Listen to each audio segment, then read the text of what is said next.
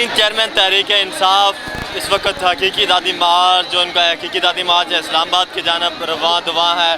पंजाब के मुख्तलिफ शहरों से होता हुआ ये इस्लामाबाद की जानब गामज़न है। आप इस वक्त देख रहे हैं मेरे ये साथ ये लाइव बनादर हम आपको दिखा रहे हैं ये धरने के ये जो हकीकी दादी मार्च है इस्लामाबाद की जानब गामज़न है।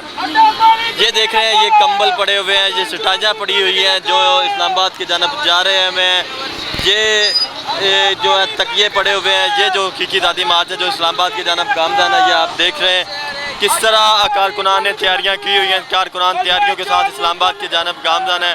आपने ये देखा कि कारकुनान के पास ये जो फुल तैयारियों के साथ जा रहे हैं। क्या चेयरमैन तहरीक इंसाफ इमरान कहते हैं कि मैं बड़ी तैयारी के साथ जा रहा हूँ, तो ये वाकई तैयारी के साथ जा रहे हैं। ये आप देख रहे हैं किस तरह चीज़ें पड़ी हुई हैं, कंबल पड़े हुए हैं, तकिया पड़ा हुआ है, चटाइयाँ पड़ी हुई हैं जो इस्लामाबाद के जानब जिनका मार्च जा रहा है। तो आइए आपको कुछ और भी मनाज़र दिखाते हैं इस वक्त जो हकीकी दादी मार्च है इसके।